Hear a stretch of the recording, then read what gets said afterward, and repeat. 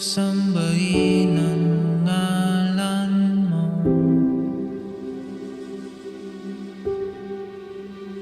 Para mabuhay habang buhay sa puso't isipan mo. Sino pa ako para mapansin mo?